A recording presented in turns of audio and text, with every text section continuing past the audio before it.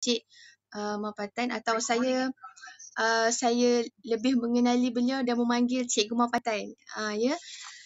Latar belakang Cikgu Mapatan yang mana beliau merupakan guru bimbingan dan kaunseling sepenuh masa di SMK Terusan Lahad Datu Sabah. Yang mana beliau juga merupakan penceramah motivasi UPSR, PT3, SPM dan STPM, penceramah motivasi keibubapaan dan sebagainya. Beliau sangat aktif dalam menyampaikan motivasi. Seterusnya, Encik Mapatan juga merupakan penceramah yang mana telah menghasilkan modul bimbingan integrasi psikospiritual Islam, ya.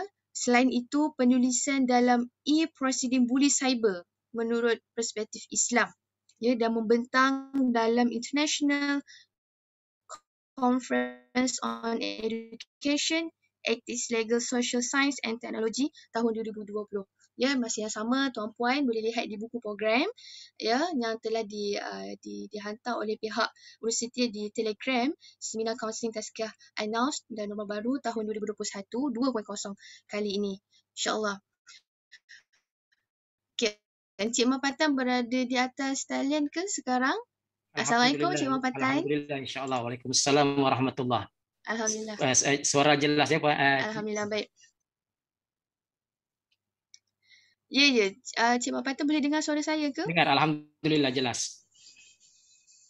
Okey, baik, alhamdulillah. Sebelum saya menjemput Cikgu Mapatan untuk meneruskan slot yang keempat pada pagi ini, pihak penganjur akan menayangkan satu video, insya-Allah. Silakan Cik Aisyah dari bahagian teknikal. Okey, kejap ya. Tengah setting.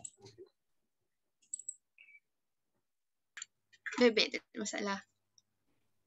InsyaAllah slot pada pagi ini kita akan mulakan jam 10.30 insyaAllah. Ya, 10.40 sekarang hingga jam 11.30 pagi. Ya, insyaAllah. Baik. Kemudian kita akan meneruskan tentang resolusi yang pertama daripada Ustazah Najat bin Makno selaku pengurus Akademi Latihan TNC Malaysia. Dan seterusnya daripada Puan Nurul Jahidah, dan insyaAllah wakilnya adalah saya bagi Pusat Perkhidmatan Kaunseling TNC Malaysia, dan terakhir insyaAllah majlis penutup daripada yang berusaha Dr.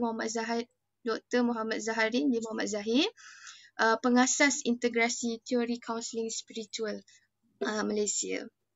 Cik Aisyah, macam mana, okey ke untuk tayangan video? Okey, sekejap.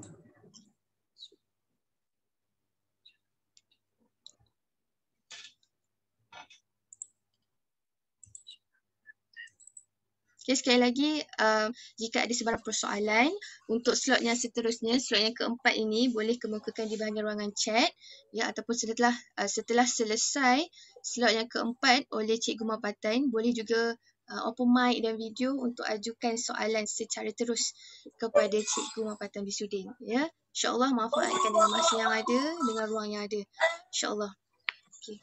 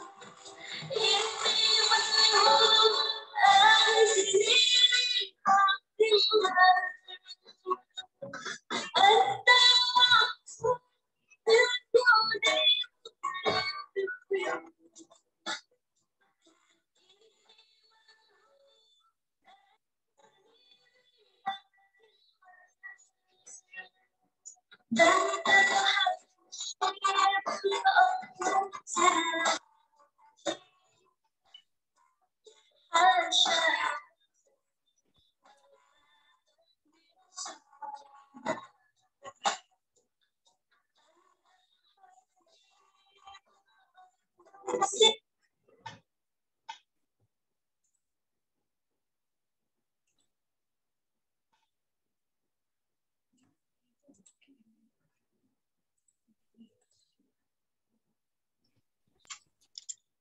ada masalah teknikal dari segi line. Tak apa, insyaAllah. Terima kasih kepada Cik Aisyah untuk video tersebut. InsyaAllah kita akan meneruskan slot yang terakhir, iaitu slot yang keempat. Ya, dan ada beberapa slot khas selepas selesainya Cikgu Muhammad untuk slot yang keempat hari ini dan seterusnya pada majlis penutup. InsyaAllah Cikgu Muhammad kita boleh meneruskan pada pagi ini dengan tajuk beliau keberkesanan intervensi integrasi psikospiritual Islam ya yang akan dibawa oleh beliau ya selaku guru bimbingan dan kaunseling dari negeri Sabah. Ya, jauh kita bawa secara atas talian pada hari ini. InsyaAllah ya. Jika diizinkan saya menjemput ya Encik Mapatan bin Sudin atas perkongsian untuk pagi ini ya. InsyaAllah kita akan menjemput Cikgu Mapatan. Cikgu Mapatan boleh dengar saya? Boleh, alhamdulillah, alhamdulillah. Okey, alhamdulillah. Baik. Saya serahkan slot pada pagi ini kepada Cik Mapatan. Silakan. Okay, bismillahirrahmanirrahim. Alhamdulillahirabbil alamin. Wassalatu wassalamu ala asrafil anbiya'i wal mursalin wa ala alihi wa sahbihi ajmain. Rabbi shrah li sadri wa yassirli amri wahlul 'uqdatam min lisani yafqahu qawli. Allahumma ftah 'alaina hikmataka wa anshur 'alaina min khazaini rahmatika ya arhamar rahimin. Bismillahirrahmanirrahim. La yadurru ma ismihi syai'un fil ardi wa la fis sama'i wa huwas samiul alim. Allahumma salli ala sayyidina Muhammad wa ala ali sayyidina Muhammad. Allahumma salli ala sayyidina Muhammad wa ala ali sayyidina Muhammad. Allahumma salli ala sayyidina Muhammad wa ala ali sayyidina Muhammad. Alhamdulillah. Terima kasih kepada moderator Cik Siti Nur Nadiah ya daripada TNC Perak, sahabat saya Dr. Zaharin ya, Dr. Zaharin selaku pengasas firma Tazkiyatun Nafs. Alhamdulillah. Dan juga sipu saya, dua orang sipu saya yang hebat. Yang pertama Dr. Haji Maknur Saper selaku sipu dan juga pembimbing dan juga yang akan guide dan dalam perjalanan ilmu saya. Yaitu dalam perjalanan ilmu PhD saya dan juga ilmuwan hebat yang sekarang ini tengah berkecimpung ya dalam kaunseling Islam, Profesor Emeritus Datuk Dr. Amir Awang. Saya cukup berbangga kerana insan hebat seperti ini telah berada bersama-sama dengan kita untuk meneroka, memperkembangkan dan juga seterusnya untuk sama-sama memartabatkan kaunseling Islam di Malaysia ini insya-Allah. Jadi alhamdulillah pada kesempatan dan peluang yang diberikan pada pagi ini, jadi alhamdulillah saya cuba berkongsi, saya juga bercuba untuk bersama-sama dengan tuan-tuan dan puan-puan dan saya dipahamkan latar belakang audien pada hari ini terdiri daripada pensyarah, daripada ustaz dan ustazah yang ilmu agamanya cukup hebat berbanding dengan saya. Dan juga mungkin daripada pengamal-pengamal kaunseling Islam, kaunseling konvensional dan sebagainya. Jadi alhamdulillah terima kasih atas peluang dan ruang yang diberi pada pagi ini oleh firma Tazkiyatun Nafs. Saya daripada Sabah ya, jauh di pantai timur Sabah yaitu di Lahadatu, yaitu tempat yang terbitnya matahari pertama di Malaysia. Tempat berbuka puasa yang pertama dan tempat yang kalau berbukanya cepat ya, dan subuhnya paling awal dan maghribnya paling awal. Lahadatu Sabah tempat yang insya-Allah kalau tuan-tuan dan puan-puan pergi banyaklah nostalgia yang tuan-tuan dan puan-puan dapat daripada pengembaraan ya. Jadi alhamdulillah hasil daripada perjalanan ilmu dan juga pengembaraan ilmu yang telah saya perolehi. Saya berlatar belakangkan kaunseling konvensional seperti Prof Emeritus Datuk Dr. Amir Awang dan alhamdulillah setelah menemui Dr. Haji Maknur Saper selaku presiden Presiden Persatuan Kaunseling Syar'i, saya coba berjinak-jinak dalam kaunseling Islam ini, kerana berdasarkan pengamalan saya di setting bimbingan dan kaunseling di sekolah selama 23 tahun, saya melihat kaunseling Islam ini yang digabungkan dengan kaunseling konvensional ini memberi kesan yang terbaik, ya. Jadi alhamdulillah ini serba sedikit penglibatan saya, sebab apabila orang bercakap, apabila orang memberikan ilmu, ini persoalan yang sering ditimbulkan. Dia ini bertauliah atau tidak? Dia ini mendapat pendidikan dari mana ataupun tidak? Jadi ini serba sedikit, insan yang lemah inilah serba sedikit tauliah ataupun kursus-kursus dan juga keahlian saya. Yang pertama, saya telah mendapatkan pentauliahan kaunseling psikospiritual Al-Ghazali. Ya, itu yang pertamalah. Dan saya juga merupakan ahli seumur hidup Persatuan Kaunseling Syar'i Paksi di bawah Dr. Haji Mak Nur Saper, Presiden Paksi. Jadi tuan-tuan dan puan-puan dialu-alukanlah sebagai ahli, ya. Seterusnya juga saya merupakan ahli seumur hidup Persatuan Kaunseling Malaysia Perkama dan juga ahli seumur hidup Persatuan Kaunseling Pendidikan PK. Jadi insya-Allah itulah serba sedikit latar belakang saya yang masih kurang dalam ilmu ini, dan insya-Allah dalam pengembaraan, ya. Jadi alhamdulillah pada hari ini terima kasih teknikal lah, terlebih dahulu saya ucapkan ribuan terima kasih kepada teknikal. Saya memohon untuk teknikal lah untuk uruskan pembentangan ini, slide dan sebagainya, sebab kita tidak mau kadang-kadang saya boleh share screen, tapi kita tidak mau mungkin masalah-masalah teknikal yang mengganggu lah, ya, dari segi aspek-aspek kelancaran. Jadi insya-Allah 10 minit yang terakhir saya mohon Cik Siti Nur Nadia ingatkan saya, sebab saya ini penceramah motivasi. Kadang-kadang bercakap ni kadang-kadang terlebih. Kalau diberi peluang untuk bercakap, Allahu Akbar, kan, mungkin sukar untuk diberhentikan. Jadi untuk makluman, kalau boleh Cik Siti Nur Nadia nanti tolong ingatkan saya 10 minit sebelum berakhir. Kalau ada soalan-soalan boleh kemukakan di ruangan chat, dan insya Allah kalau saya boleh jawab di sini saya akan jawab. Kalau tidak boleh, saya akan berikan nanti kepada penganjur untuk dikongsi, dan juga saya akan bertanya kepada sipu-sipu saya yang hebat berkenaan dengan persoalan tuan-tuan dan puan-puan, kerana bukan semua kita tahu, ya. Ada benda yang kita tidak tahu. Ilmu Allah ini cukup luas, ya.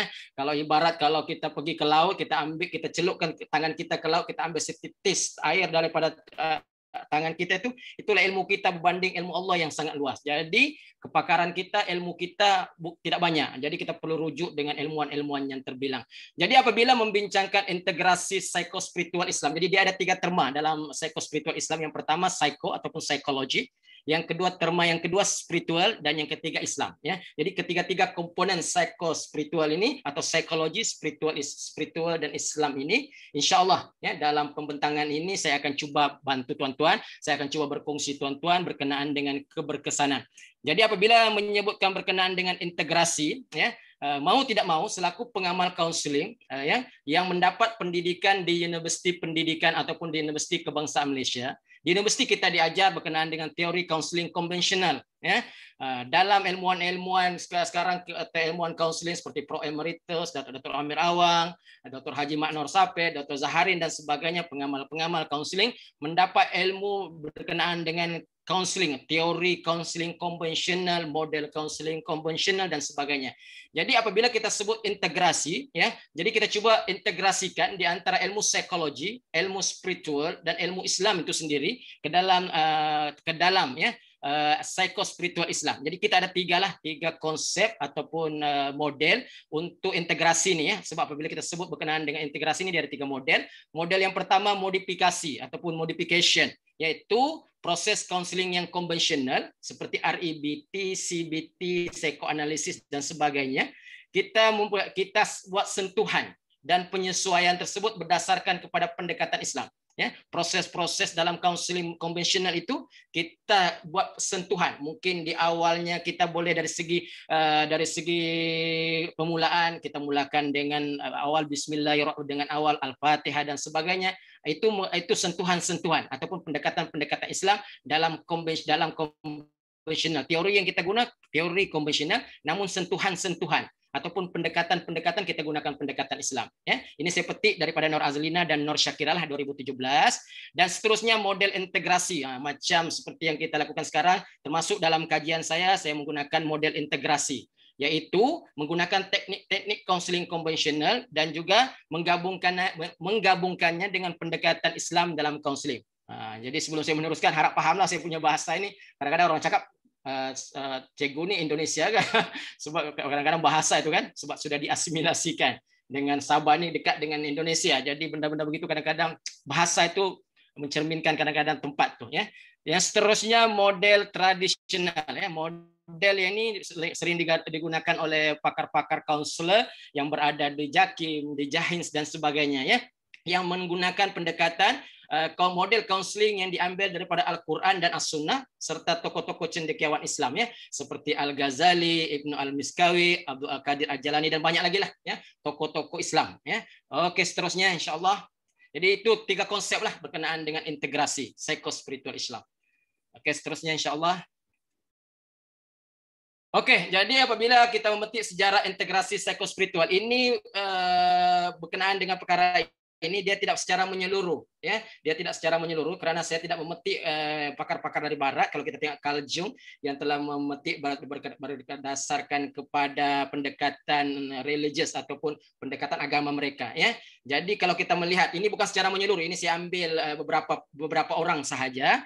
Yang pertama daripada tahun 1980-an, perkhidmatan kaunseling berdasarkan spirituality dan keagamaan mula sudah berkembang. Nah, kalau kita lihat di Indonesia, di Brunei, kalau macam Dr. Haji Makno Saper buat paksi itu persidangan kaunseling Islam tuh, kalau lihat SAKI itu seminar kaunseling Islam antarabangsa itu, kita melihat pakar-pakar kaunseling daripada Indonesia, Brunei dan sebagainya, mereka sudah mendalami ilmu-ilmu kaunseling Islam.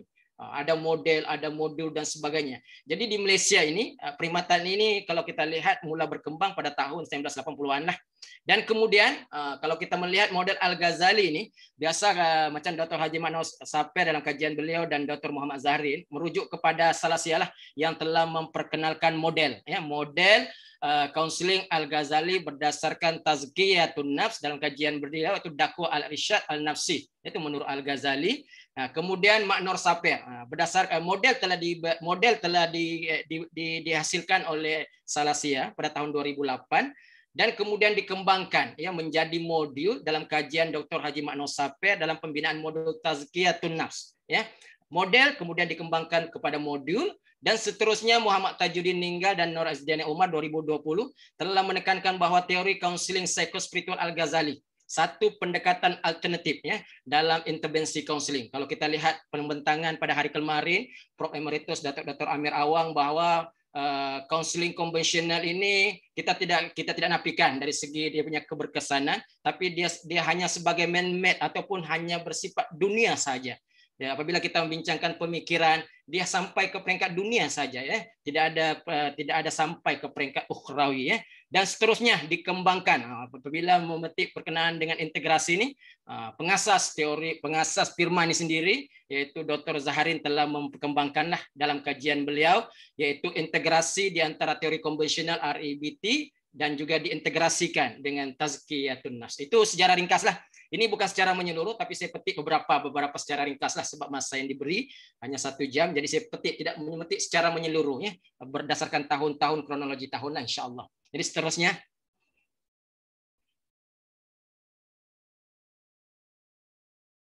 Oke.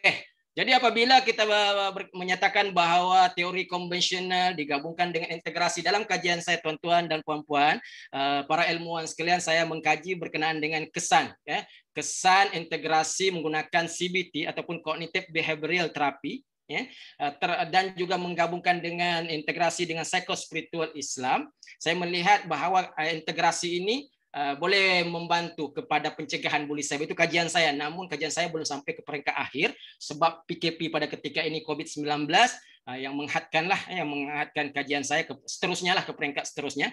Apabila kita berkenaan dengan terapi kognitif tingkah laku, dia gabungan antara teori tingkah laku. Kalau kita lihat dulu kan teori tingkah laku di kelas banyak digunakan teori tingkah laku di kelas-kelas, bagaimana kita mengubah manusia, bagaimana kita modifikasi tingkah laku, kita banyak membincangkan berkenaan dengan teori tingkah laku. Seterusnya berkembang kepada teori kognitif, bagaimana pemikiran rasional, tidak rasional, irrational belief self-belief dan sebagainya. Jadi gabungan daripada teori tingkah laku dan teori kognitif ini, maka Aaron Beck dan Albert Ellis telah menyatakan bahwa terapi ini digabungkan antara teori tingkah laku dan teori kognitif menjadi terapi kognitif tingkah laku. Ya, jadi apabila kita menyebutkan berkenaan dengan dalam diri kita, ya, kita sering menyatakan bahwa ada 3 konsep. Nah, konsep manusia ini ABC. ABC. Hari-hari kita akan bercakap bagi orang yang menggunakan perasaan. Dia akan cakap dengan orang lain, dengan cakap dengan diri, apa saya rasa hari ini, bagaimana apa yang kau rasa ya hari ini, oke?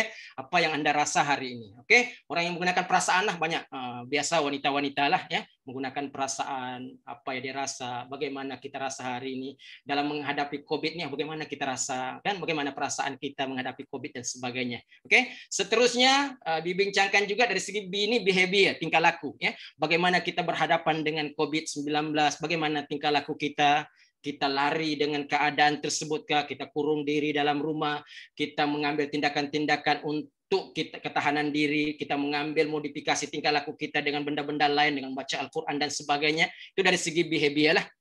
Dari segi kognitif, seperti yang telah diterangkan tadi oleh sahabat saya Muhammad Azlan dan juga sahabat-sahabat saya Prof. Emeritus Dr. Ahmad Awang dan Cik Aslinda kemarin telah menerangkan berkenaan dengan REBT, kognitif. Banyak orang bincangkan berkenaan dengan kognitif, pemikiran. Ya, pemikiran kita macam mana, kita luahkan pemikiran kita tersebut di Facebook. Apa yang kita pikir kita luahkan di Facebook. Apa yang kita pikir, banyak benda-benda yang kita pikir hampir setiap hari. Ya, banyak yang kita pikir hampir setiap ada yang berpikiran secara rasional, apa yang berpikiran secara tidak rasional. Namun dalam perbincangan pada hari ini saya tidak mengupas secara lanjut berkenaan dengan terapi kognitif tingkah laku ini lah. Ya. Oke, seterusnya technical.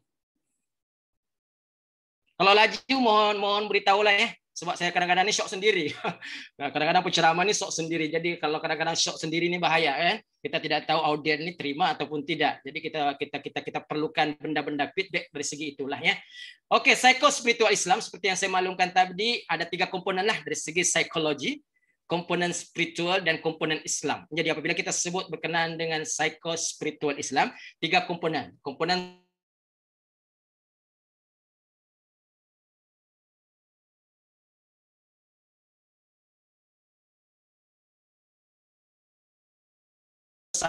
psikologi ini berkenaan dengan pemikiran, perasaan, tingkah laku, personality. Spiritual adalah berkenaan dengan nilai baik, nilai tidak baik. Kalau di negara barat banyak membincangkan berkenaan dengan spiritual, ya, banyak memperbincangkan mengenai spiritual, nilai-nilai baik, universal value, kesejagatan, apa nilai manusia keseluruhan, banyak membincangkan berkenaan dengan unsur-unsur spiritual, ya, spirit.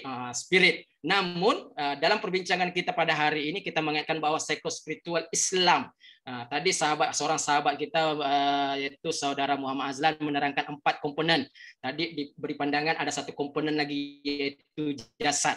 Jadi 5 komponen. Namun dalam kupasan Dr. Tajuddin meninggal dan Dr. Ezdiani membincangkan 4 perkara ini dan juga digabungkan dengan unsur jasad yaitu unsur luaran. Yang pertama qalb ataupun hati, ya, asas bagi manusia yang mendorong manusia bergerak kepada insan kamil, ya, kesempurnaan iman yang di dalamnya seperti iman, takwa, ikhlas dan amanah. Mengukur ikhlas ini sukar tuan-tuan dan perempuan. Boleh kita cakap hari ini saya ikhlas, namun untuk mengukur ikhlas ini tidak boleh diukur dengan kayu ukur yang secara yang kita nampak secara realiti, tidak boleh, ya. Sebab ikhlas ini seperti semut hitam yang berjalan di waktu malam di gelap gulita di batu hitam, semut yang warna hitam, itulah ikhlas. Ya, susah gambaran ikhlas ini susah. Iman ini susah. Ya, bagaimana takwa dan amanah, yaitu qalb ataupun hati. Saya tidak perlu bincangkan seperti diterangkan tadi oleh saudara Muhammad Azlan dan Dr. Prof. Datuk lah tadi saya kemarin, ya. Seterusnya berkenaan dengan roh, ya. Roh ini kalau kita lihat macam mana roh ini, kita melihat banyak mengatakan bagaimana kita mau mengenal pasti roh tersebut, ya. Adakah roh itu sebagai nyawa dan sebagainya, ya, yang membezakan kita dengan orang lain, membezakan kita dengan unsur-unsur lain seperti tumbuhan dan sebagainya, ialah Allah tiupkan roh ke dalam diri manusia. Itulah, ya, itu sebagai roh. Kupasan roh Kupasan hati orang-orang yang mendalami ilmu tasawuf yang boleh mengembangkan dari segi aspek-aspek yang ini ya.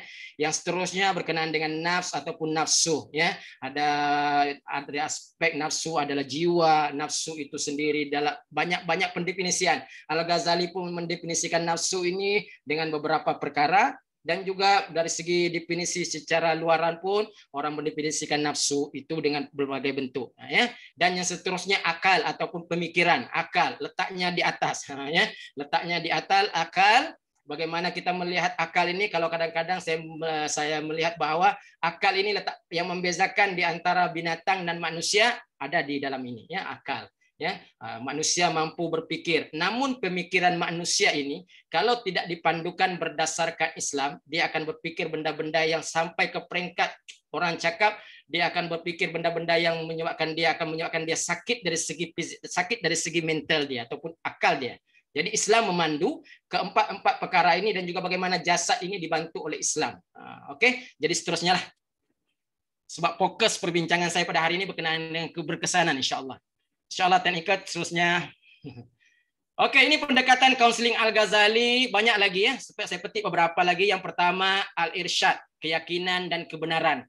Kalau dalam pemikiran konvensional, pemikiran kita bagaimana pemikiran rasional, tidak rasional. Kita sampai ke tahap itu saja. Pemikiran rasional, tidak rasional. Kita meminta klien untuk membuat pilihan-pilihan. Bagaimana dia berpikir dengan cara yang baik, bagaimana dia tidak berpikir dengan cara tidak baik. Namun dalam Islam, keyakinan itu kita berdasarkan kepada keyakinan kita kepada Allah Subhanahu wa taala. Segala yang kita lakukan, kalau dalam konseling konvensional, dia setakat itu kita memberi klien untuk buat pilihan.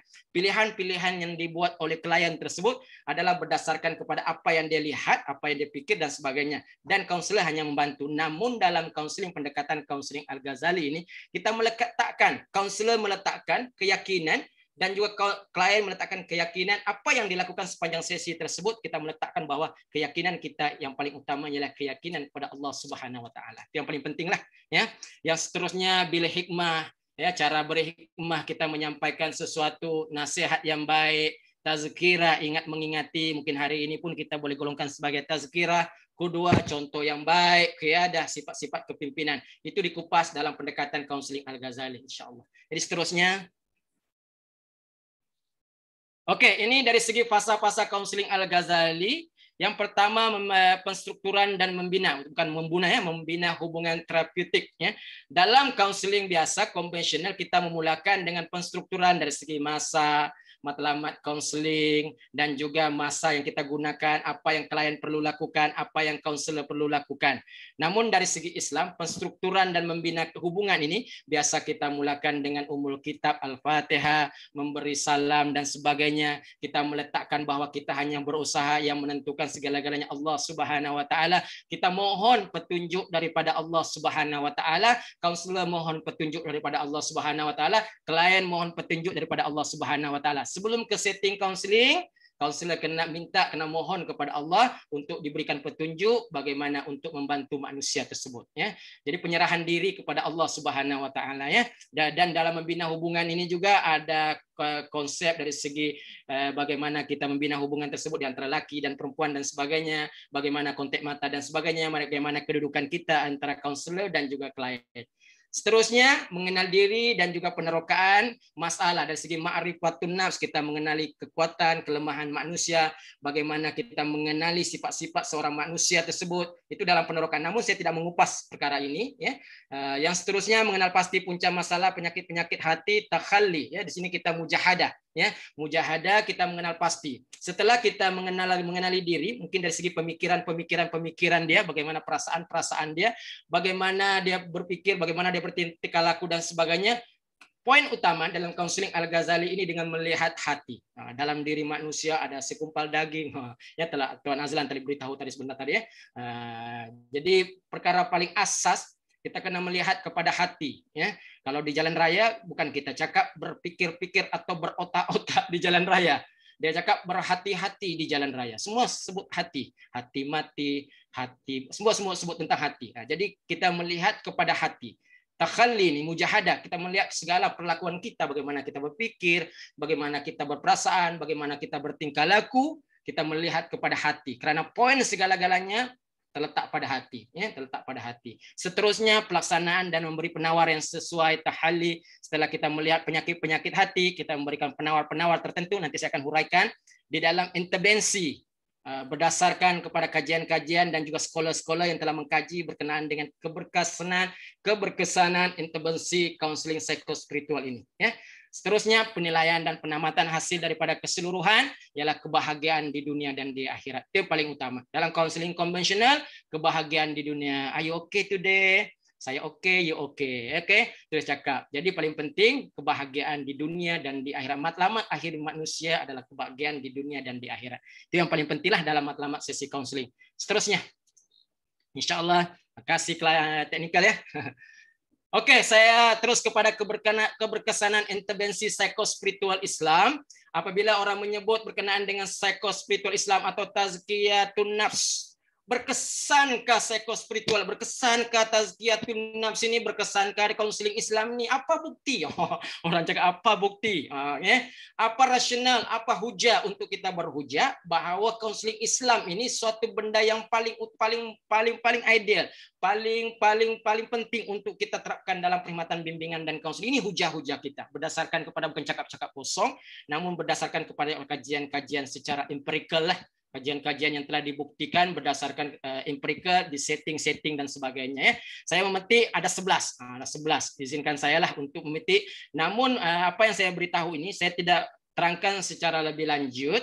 Namun saya akan terangkan secara apa yang dilakukan dalam intervensi psikospiritual Islam ini. Ya. Apa kaedah-kaedah, apa proses-proses yang dilakukan. Namun secara penerangan lebih lanjut saya tidak berikan sebab dalam masa yang ringkas. Mungkin dalam slot seterusnya kita akan petik 1-2 untuk kita terangkan bagaimana kaedah. Saya memetik sekolah-sekolah ini untuk mohon izin pada sekolah-sekolah ini untuk saya memetik lah ya. Yang pertama Muhammad Zahir. Ini kita punya pengasas lah Tazkiyatun Nafs.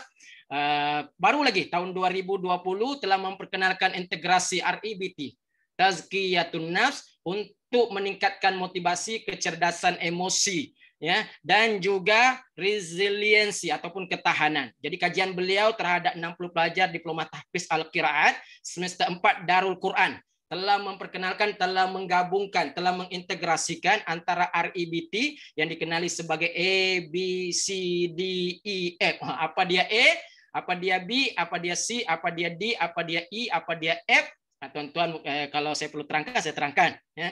Bagaimana activating event, bagaimana seseorang itu berlaku, mesti ada event, ada trigger yang menyebabkan dia berlaku, event tertentu.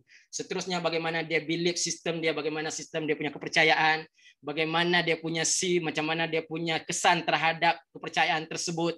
Selepas kita kesan tersebut, kita kena dispute, kita kena mencabar pemikiran tersebut.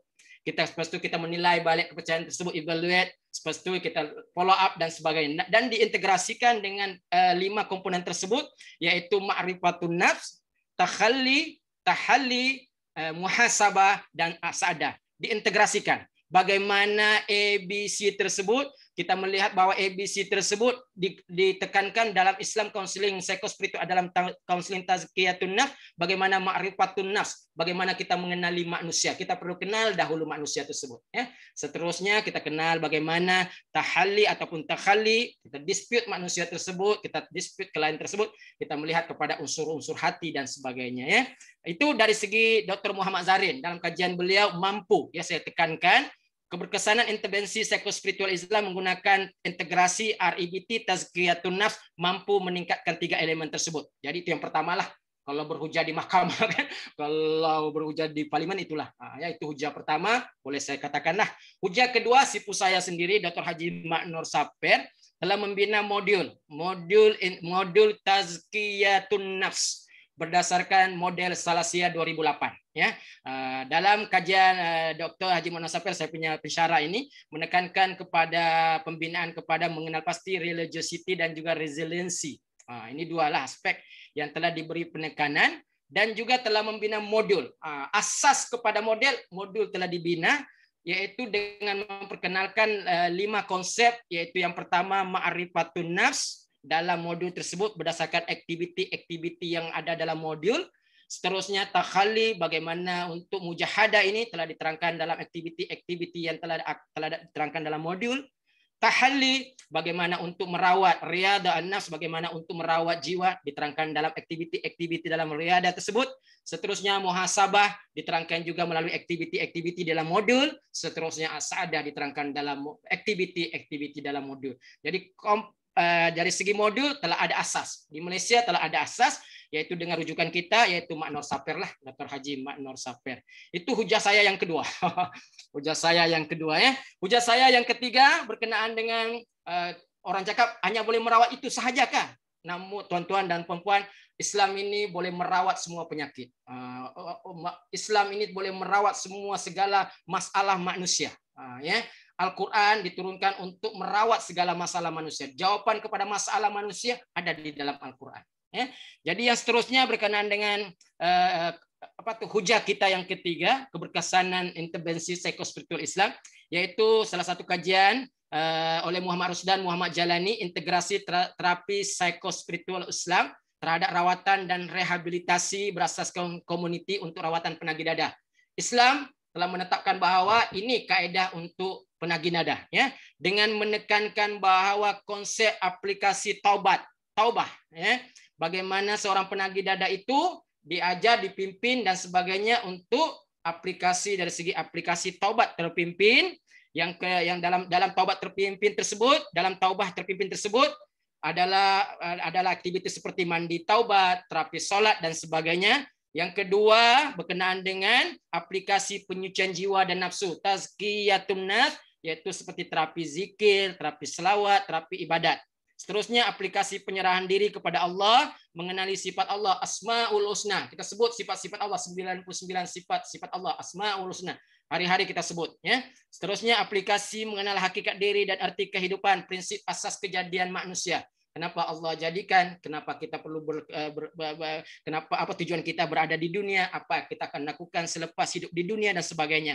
Seterusnya, yang terakhir aplikasi beramal dengan nilai-nilai mulia, yaitu diterapkan kepada penagih dadah ini, yaitu unsur kasih sayang di antara sesama manusia dan juga unsur tanggung jawab terhadap diri dia, tanggung jawab terhadap keluarga dia, tanggung jawab terhadap masyarakat. Itu hujah ketiga. Oke.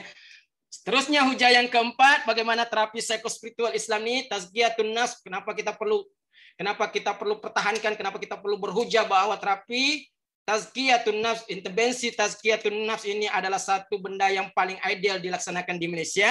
Yang ketiga, keempat ialah berkenaan dengan pencegahan dadah, kajian berkenaan dengan pencegahan dadah menurut Talib Al-Makki. Ya, ini kajian oleh Rosni Wazir dan Abu Hamdi Usman 2019. Ini menurut Al-Makki, ya. Jadi menurut Al-Makki, Abu Talib Al-Makki, dia memperkenalkan konsep maqamah, ya, maqamat, ya, konsep maqamat. Kalau konsep maqam mau dibahaskan nih, dia punya konsep amat tinggi lah, ya. Seperti kalau di kota suci Mekah ada makam Ibrahim, ya. Jadi maqamat, ya, maqamat. Dia memperkenalkan konsep maqamat, yang pertama yaitu konsep taubat, yang kedua sabar, yang ketiga konsep syukur. Itu konsep yang pertama dalam maqamat yang diperkenalkan oleh Talib Al-Makki lah, ya. Yang kedua ialah berkenaan selepas taubat, sabar dan juga syukur, diperkenalkan konsep raja atau khauf dan juga zuhud lah, ataupun mengharap. Raja ini mengharap keredaan Allah dan sebagainya, konsep takut kepada Allah Subhanahu wa taala. Itu konsep yang kedua. Dan konsep yang ketiga diperkenalkan dalam Abu Talib Al-Makki ini ialah konsep zuhud ataupun yang seterusnya tawakal dan juga reda. Itu konsep yang terakhir lah, reda. Mungkin kalau kes-kes COVID-19 nih, konsep ini ataupun pendekatan ini sebaiknya boleh diamalkan. Ya, boleh diamalkan. Yang paling penting nih konsep reda lah. Kebanyakan apa yang kita alami sekarang berkenaan dengan COVID-19 nih, manusia kadang sebahagian tidak reda dengan apa yang berlaku, ya. Seterusnya berkenaan dengan hujah yang seterusnya, pendekatan psikoterapi Islam menguruskan tekanan penyakit kronik ataupun kanser payudara. Ini berdasarkan Nur Hafizah Musa dan Cik Zarina Syari 2019, yaitu memperkenalkan bagi pesakit payudara, kanser payudara ini yang paling penting ada terapi yang telah diletakkan dalam hujah Nur Hafizah Musa dan Cik Zarina ini, berdasarkan terapi kepahaman. Ya, terapi kepahaman. Dalam terapi kepahaman tersebut, yang pertama mengetahui Allah, mentadbir diri manusia. Kita tidak ada daya upaya. Segala apa yang ada dalam diri kita semua Allah takbir. Kita bernapas hari ini Allah yang mengetahui bila kita berhenti untuk bernapas. Allah mengetahui segala-galanya.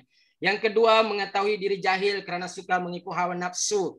Yang ketiga, mengetahui qada dan kadar Allah. Yang keempat, mengetahui Allah mentakbir dan memerintahkan langit dan bumi. Mengetahui Allah memiliki diri manusia. Yang seterusnya, manusia berada dalam kepunyaan Allah. Kita ini kepunyaan Allah. Ya, bila Allah mau ambil, semula kita serah balik kepada Allah. Ya, sebab kita daripada Allah kita datang, kepada Allah kita kembali. Ya, yang seterusnya melihat kuasa dan kudrat Allah, mengetahui bahwa Allah menyuruh berbuat ibadah ketika hidup. Yang seterusnya mengetahui bahwa diri berada dalam pemeliharaan Allah. Dan yang terakhir mengetahui bahwa diri tidak mempunyai pengetahuan tentang pengakhiran sesuatu yang ditakdir. Ini dari segi konsep terapi pemahaman. Jadi pesakit kanser payudara perlu diberikan kepahaman berdasarkan perkara tersebut. Kenapa dia sakit? Ya.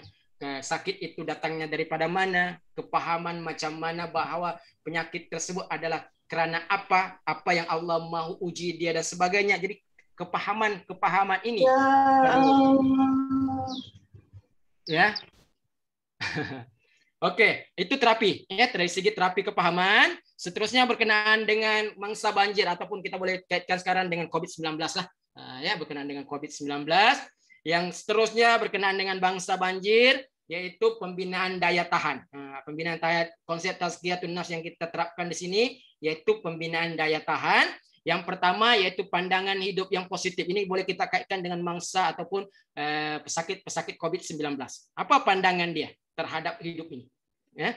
Bagaimana kita memandang kehidupan ini? Adakah positif atau negatif? Yang kedua, maksud dan tujuan kejadian. Kenapa Allah jadikan kita? Kenapa Allah menguji kita? Kenapa Allah meletakkan sesuatu kepada kita, bukan orang lain? Yang ketiga, integrasi psikologikal, yaitu sistem kepercayaan kita. Dan yang keempat, harapan dan juga motivasi. Yang kelima, memperkasa pribadi dengan amalan-amalan doa, kawalan diri, dan juga model peranan bagi penderitaan, panduan-panduan membuat keputusan, jawaban-jawaban untuk memutamakan persoalan-persoalan kita ada rujukan, yaitu dua rujukan kita yang utama, yaitu Al-Quran dan As-Sunnah atau Al-Hadis. Ya. Jadi itu rujukan kita dan juga sokongan-sokongan sosial lah daripada orang-orang lain yang boleh kita dapatkan. Ya. Seterusnya pendekatan terapi spiritual Al-Quran terhadap penyakit skizofrenia. Kalau cakap skizo ini penyakit gila. Kalau kita jumpa orang gila jangan sebut gila. Kita sebut skizofrenia. Wahai insan skizofrenia. Ya, jadi bukan gila. Kalau sebut kalau gila kan macam konotasi yang tidak baik sangatlah ya. Yang seterusnya bagaimana penyakit skizofrenia ini diobati berdasarkan kepada terapi spiritual Al-Quran. Ya. Yang pertama zikir, bacaan Al-Quran. Macam lagu yang pertama tadi, kalau kita berada dalam kemurungan, sakit kepala dan sebagainya, kalau dalam yoga, kalau yoga kan pernah diharamkan dan sebagainya, kita gunakan terapi ini, terapi Al-Quran, zikir nih. Kita mainkan lagu-lagu ini, ya. Dalam kereta kita mainkan lagu ini, kita dalam sambil kita memandu, kita alunkan bacaan Al-Quran, sama ada kita yang sendiri mengalunkan, anak kita yang mengalunkan, ataupun dalam rekaman keset dan sebagainya. Ini terapi yang terbaik, ya. Daripada kita memberikan terapi dengan lagu-lagu, ya Allah, kan? Sebab kajian-kajian membuktikan bahwa kalau terapi antara Al-Quran dengan nyanyian-nyanyian seperti dandut dan sebagainya, kalau diuji ya, kita tengok getaran-getaran dia di air tersebut, ada pengkaji telah melakukan bahwa kita melihat bahwa terapi alunan Al-Quran ini memberi ketenangan kepada hati. Berbanding musik dandut dan sebagainya kan. Orang ada masalah pergi ke disko, orang ada masalah pergi ke banyaklah. Tapi dia tidak nampak penyelesaian yang terbaik. Inilah penyelesaian terbaik dengan terapi Al-Quran. Zikir-zikir daripada Al-Quran. Yang pertama tadi itu lagu yang pertama tadi itu boleh kita alunkan setiap hari, ya. Alunkan setiap hari. Ada masalah alunkan, ya. Pasanglah di mana-mana tempat dan sebagainya kan. Itu yang paling terbaik. Macam COVID-19, kaidah yang terbaik kalau kita tengok, kita pandang kepada negara Brunei Darussalam. Bagaimana pendekatan untuk mengatasi COVID-19. Ini zikir, bacaan-bacaan Al-Quran dimartabatkan, dialungkan dan sebagainya. Jadi ini boleh kita dengan banyakkan zikir-zikir untuk memperingatkan Allah. Yang seterusnya doa-doa yang mengandungi kekuatan-kekuatan spiritual. Ada bagi tahu tadi berkenaan dengan ubat kepada yang adakah. Ada soalan tadi yang saya nampak di chatting berkenaan dengan spiritual ini. Bagi pengamal-pengamal, sebab di Malaysia ini ada persatuan kaunseling psikospiritual. Kebanyakan pengamal-pengamal nih dia ada mengamalkan bacaan-bacaan Al-Qur'an untuk merawat pesakit, contoh penyakit stres, penyakit histeria dirawat dengan bacaan-bacaan Al-Qur'an. Counselor yang hebat kalau ada amalan tersebut dan juga kalau ada ilmu tersebut. Kalau di sekolah kadang-kadang histeria saya pun dipanggil kan. Jadi itulah dari segi ilmu-ilmu tersebut perlu ya.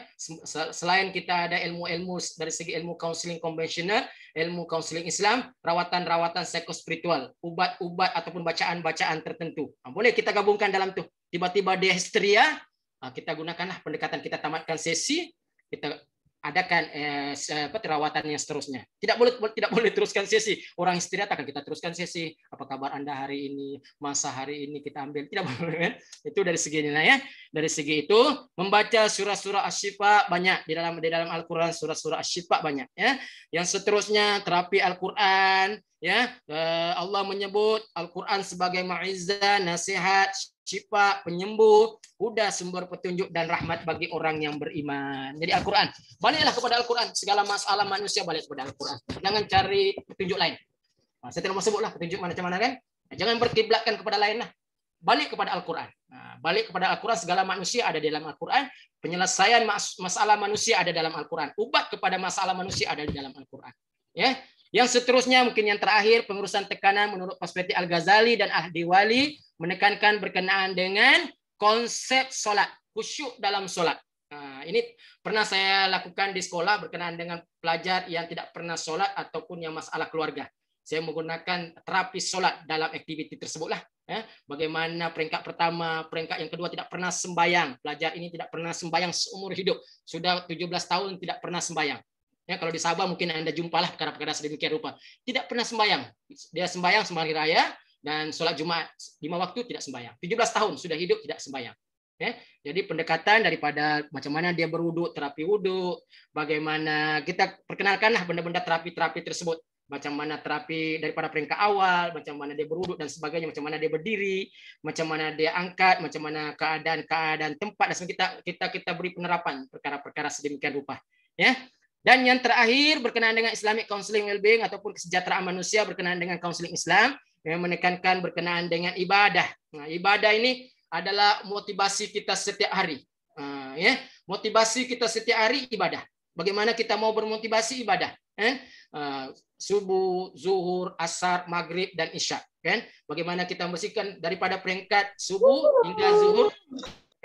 hingga zuhur, kita ada masalah, pergi jumpa Allah, yaitu zuhur.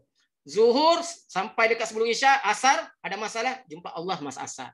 Jadi kita kembali kepada Allah melalui ibadah. Ya, hanya dengan mengingati Allah hati akan menjadi tenang. Yang seterusnya amalan amanah.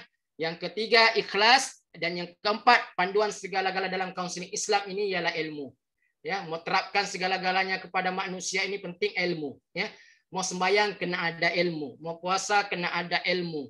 Mau kawin kena ada ilmu, ya semua asas kepada semua ilmu, ya permulaan segala-galanya ilmu. Macam mana sembahyang kalau tidak ada ilmu kan? Macam mana solat, macam mana puasa kalau tidak ada asas segala-galanya ialah ilmu.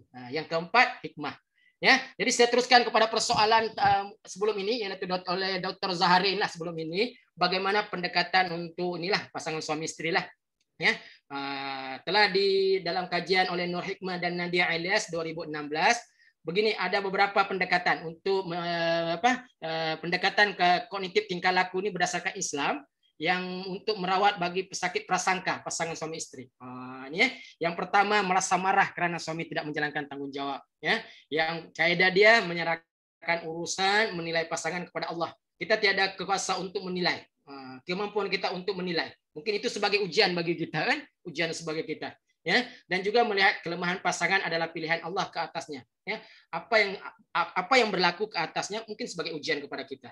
Mungkin untuk melihat kepada kita bagaimana apa yang Allah letakkan kepada, karena tidak ada sesuatu yang berlaku di dunia ini tanpa adanya kehendak Allah. Semua atas kehendak Allah. Ya, satu daripada kita bangun, daripada kita tidur dan sebagai 24 jam satu hari, apa yang kita lakukan semua atas kehendak Allah, di atas kepunyaan Allah. Semua Allah telah atur 24 jam ini. Ya, jadi kita serahkan dengan cara berdoa dan sebagainya. Ya, yang seterusnya iri hati terhadap kelebihan pasangan, mungkin pasangan yang hebat dari segi ini, apa yang oleh Islam telah berikan panduan bagaimana menganggap kelebihan pasangan itu membawa kebaikan kepada diri dan keluarga. Mungkin ada lebih dari segi sini. Kita manfaatkan kelebihan tersebut. Dia ada lebih daripada ini. Sebab pasangan itu saling lengkap melengkapi. Kan? Wanita itu ibarat tulang rusuk yang bengkok dan sebagainya. Dan kalau kita tidak betulkan dengan cara yang baik, itu saling lengkap melengkapi. Saling lengkap melengkapi. Yang ketiga, risau mengenai masalah keuangan. Sekarang pandemi COVID-19. Apa yang berlaku, yakinlah apa yang Allah berikan, apa yang Allah telah tentukan pada ketika ini. Yang pertama adalah merupakan ujian kepada kita. Dan yakin bahwa nikmat Allah itu akan diberikan selepas kesusahan tersebut. Dan yakinlah bahwa segala rezeki kita ini sama ada baik ataupun buruk semua ditentukan oleh Allah Subhanahu wa taala. Ya. Dan yang keempat, yang terakhir, sedih dengan pasangan dengan cara berdoa dan zikir memohon keterangan. Ya, dan pula kita stres dengan apa yang berlaku. Jadi ini kaedah-kaedah, pendekatan-pendekatan, intervensi dari segi Islam. Bagaimana Islam itu melihat setiap masalah, ini ubatnya. Oke, seterusnya yang terakhir lah. Saya tidak panjang lebar lah. Semua dalam slide. Berapa minit lagi Nadia? Ya betul. Selepas ni Q&A. Oke, kejap lagi ya. 2 minit Nadia boleh? InsyaAllah boleh teruskan cikgu. Alhamdulillah. InsyaAllah teknikal. Ini ya, kalau ustaz-ustazah dan juga kaunselor-kaunselor pengamal Islam boleh menggunakan kaedah pendekatan ini, kisah dan tauladan, bagaimana kesakitan yang dialami oleh Nabi Yakub dan Nabi Ayub, bagaimana ania dan iri hati digambarkan oleh Nabi Yusuf. Allah telah menggambarkan kepada Nabi Yusuf. Tamak digambarkan kepada Korun, dendam digambarkan kepada Abu Lahab dan Hindun, dan juga cabaran keluarga digambarkan oleh Nabi Lut, Nabi Yusuf, Nabi Ibrahim. Baca kisah-kisah dan teladan. Allah telah meletakkan setiap nabi ini cabaran dia, ini ujian dia. Jadi bagaimana nabi dan bagaimana nabi tersebut mengatasinya, baca. Ya, seterusnya. Obat penawar hati, sering sakit, berpuasa tuan-tuan. Emosi tidak stabil, ambil wudhu. Wajah gelap, solat tahajud. Miskin melulu, bersedekah. Banyakkan bersedekah insya-Allah. Ya, jangan tunggu kaya baru bersedekah. Gelisah, banyakkan berdoa. Hati sempit, baca Al-Quran. Susah bahagia, solat tepat pada waktunya. Next, yang terakhir ini.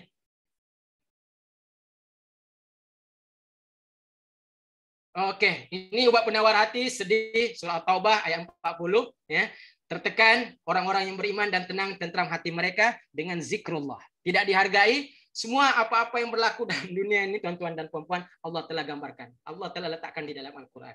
Ya, Al-Quran ini daripada awal sehingga kiamat. Relevan. Tidak ketinggalan zaman. Dia relevan sepanjang masa dan sepanjang waktu. Semua ada. Ya. Jadi tuan-tuan dan puan-puan, itu sahaja yang ingin saya berikan dalam tempo masa yang singkat, 1 jam. Mudah-mudahan ilmu yang saya sampaikan bermanfaat kepada diri saya, bermanfaat kepada tuan-tuan dan puan-puan.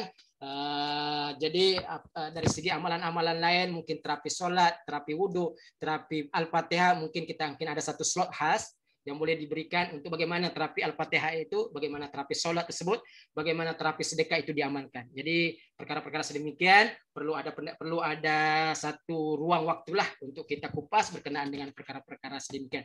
Namun saya lontarkan dari overview keseluruhan berkenaan dengan hujah kita, kenapa kita perlu meletakkan Islam itu, kaunseling Islam itu di hadapan. Ya, itu hujah kita berdasarkan kepada sekolah-sekolah, berdasarkan kepada kajian-kajian lepas yang telah banyak dilakukan di Malaysia. Khasnya. Itu sahaja. Saya kembalikan kepada Cik Siti Nur Nadiah. Mohon maaf kalau ada segala salah dan silap, insya-Allah. Kalau ada soalan, kalau saya tidak dapat jawab, insya-Allah Dr. Zaharin boleh jawab. Sipu saya, Pro Emeritus Dr. Amir Awang boleh jawab, ataupun Dr. Haji Mat Nur Sapir, atau siapa saja pensyarah ataupun rakan-rakan yang punya ilmu di peringkat itu ataupun kepahaman di peringkat itu, sebab kepahaman dan ilmu saya mungkin setakat itu sahaja. Jadi mempunyai batas, gap tertentu ataupun ruang waktu itu sahaja. Jadi mungkin ada penambahan, ada penteguran dan sebagainya, insya-Allah. Saya buka. Terima kasih. Saya serahkan kembali kepada Cik Siti Nur Nadiah. Ya, alhamdulillah, masya-Allah, tabarakallah. Terima kasih Cikgu Patan Misudin atas perkongsian yang sangat-sangat bermanfaat dan cukup bersemangat. Saya kira yang mana untuk pengetahuan Cikgu Muhammad, partisipan kita, peserta kita kekal daripada awal tadi. Alhamdulillah. Awal slot. Alhamdulillah. Masya Allah. Okey. Sebelum kita menerus kepada slot soalan, Q&A, kita bagi ruang untuk Cikgu Muhammad berehat seketika dalam seminit untuk ambil nafas, minum air mungkin.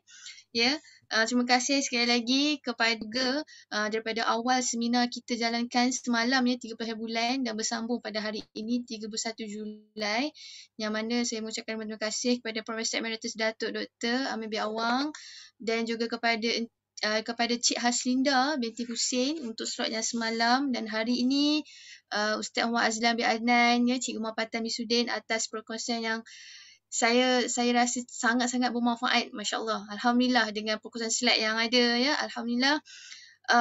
Dan saya kira para peserta cukup berpuas hati dengan perkongsian pada hari ini, dan insya-Allah cukup berpuas hati juga dengan perkongsian pada semalam 30 hari bulan. Alhamdulillah, terima kasih sekali lagi daripada kami pihak penganjur kepada semua peserta atas pelibatan tuan-puan. Insya-Allah kita teruskan Cikgu Muhammad dengan soalan. Soalan yang pertama di sini yang mana saya boleh bacakan di bahagian ruangan chat. Soalan yang pertama daripada Cik Nef Topiang, iaitu yang pertama, orang sakit jiwa ataupun penyakit mental bolehkah ditangani dengan menggunakan psikospiritual Islam ataupun pendekatan tazkiyah an-nafs sendiri? Cikgu Muhammad, ini soalan yang pertama. Insya-Allah. Kemudian nanti saya mungkin akan ada ruangan untuk soalan yang kedua, insya-Allah. Kita beri ruang kepada Cikgu Muhammad untuk jawab soalan yang pertama. Okey, alhamdulillah sahabat saya Cikgu Naib. Ini orang Lahad Datu juga nih. Cik. Dia orang Lahad Datu, sahabat saya, guru bimbingan dan kaunseling Naib Topiang. Jadi alhamdulillah seperti yang saya maklumkan bahawa yakinlah dalam diri bahawa semua apa yang ada berlaku dalam masalah manusia, apa yang Allah turunkan kepada manusia, apa yang berlaku dan penyelesaian kepada masalah manusia, semua ada di dalam Al-Quran. Maka yakinlah bahawa integrasi ataupun psikospiritual Islam ini penyelesaian kepada masalah manusia, apa sahaja masalah manusia, masalah sakit mental, masalah jiwa dan sebagainya, COVID-19 sekarang ini, dan apa sahaja masalah manusia. Tidak ada satu masalah pun yang tidak dapat diselesaikan melalui Al-Quran. Semua dapat diselesaikan dengan kita merujuk kepada Al-Quran. Itu saya punya penekanan lah, yakin. Kena yakin, pengamal kaunseling Islam ini kena yakin. Apa yang kita berikan kepada klien kita ini kena yakin, dan semua penyelesaian dan semua masalah manusia bukan kita yang menyelesaikan, kita hanya mohon, kita hanya perantara yang menyelesaikan masalah manusia, yang menentukan masalah manusia, sebab masalah manusia datangnya daripada Allah, yang menyelesaikan masalah manusia hanya Allah. Jadi kita mohon petunjuk daripada Allah dengan rahmat dan rahim Allah Subhanahu wa taala, untuk kita mohon petunjuk dengan kehidupan kita, dan insya-Allah di akhirnya sa'adah ini kebahagiaan di dunia dan di akhirat insya-Allah. Yakin, kena yakin Tuhan. Insya-Allah itu saja. Alhamdulillah. Moga terjawab kepada sahabat Cikgu Muhammad sendiri. Insya-Allah soalan yang kedua di sini, apa perbezaan hati nurani dan afidah? Cikgu, apa perbezaan? Mungkin apa perbezaan antara hati nurani dan afidah? Mungkin jawapan ringkas daripada Cikgu Muhammad tentang persoalan daripada Puan Aisyah Arus. Okey, terima kasih kepada yang bertanya lah berkenaan dengan hati nurani dan afidah ini. Dia apabila kita bercakap berkenaan dengan hati nurani ini, berkenaan dengan afidah, dia lebih kurang maksud yang sama. Apabila kita membentangkan hati lah untuk menguraikan berkenaan dengan perkara ini, berkenaan dengan hati nurani ini, orang sebut cakaplah dengan daripada hati nurani dan sebagainya.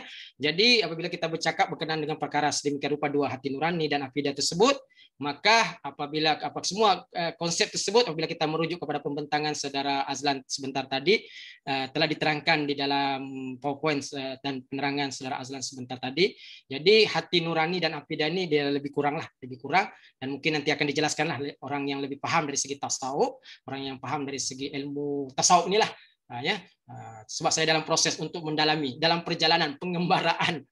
Orang cakap pengembaraan. Terima kasih atas jawapan cepatan tadi.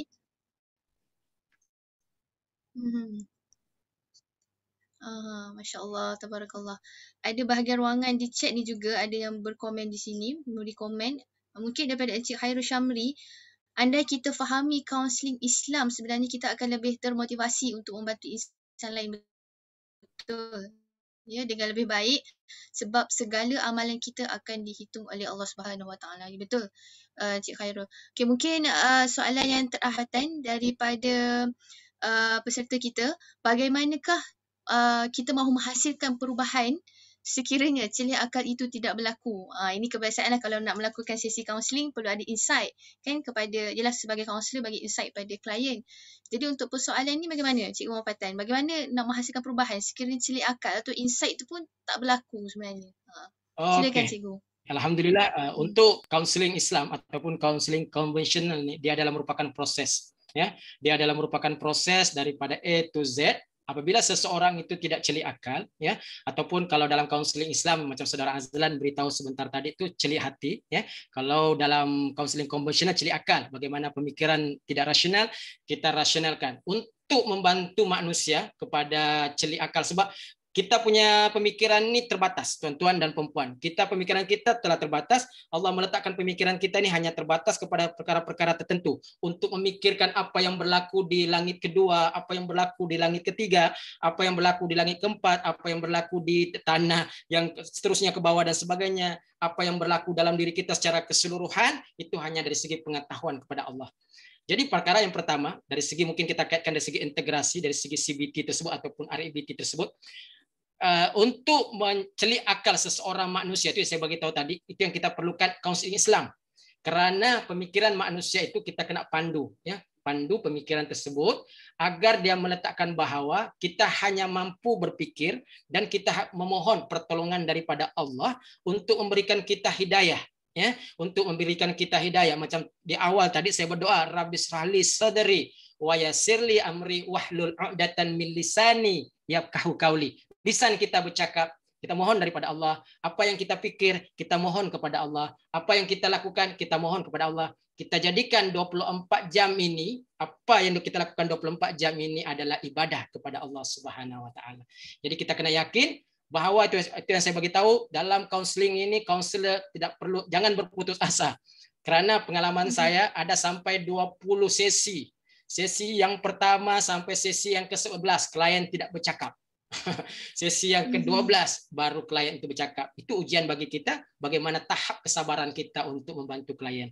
Jadi untuk celik akal ini, bagaimana klien celik akal, kita kena bersabarlah dalam proses kaunseling itu, sabar untuk kita membantu klien dan kita menyerahkan segala-galanya kepada Allah Subhanahu Wa Taala untuk memberi hidayah kepada klien. Kerana Nabi Muhammad SAW pun diutus untuk menyempurnakan, tidak boleh mengislamkan seluruh manusia. Allah memohon, Nabi Muhammad pun memohon daripada Allah Subhanahu Wa Taala. Jadi kita memohon. Nabi pun sendiri bermohon, apalagi kita manusia biasa, kita memohon kepada Allah Subhanahu Wa Taala agar insan yang kita bantu ini celik akal dan juga celik hati. Itu sahaja. Sekian, wabillahi taufik wal hidayah. Assalamualaikum warahmatullahi wabarakatuh. Waalaikumsalam warahmatullahi wabarakatuh. Terima kasih, Masya Allah. Tabarakallah, tahniah kepada Cikgu Muhammad Patan dan tahniah juga kepada panel kita pada pagi tadi juga untuk slot ketiga, ya, Ustaz Omar Azlan bin Adnan selaku pengurus Delegate Ilmu Training and Consultancy, dan terima kasih juga kepada Cikgu Muhammad Patan bin Sudin selaku guru bimbingan dan kaunseling negeri Sabah. Jauh diterbangkan secara online dari negeri Sabah. Alhamdulillah, terima kasih kepada kesemuanya untuk kali ini. Alhamdulillah selesai untuk seminar kaunseling Tazkiyah An-Nafs tahun 2021 dan norma baharu 2.0. Setelah 2 hari, ya, kiranya kita berkampung dalam media sosial dan secara online. Alhamdulillah.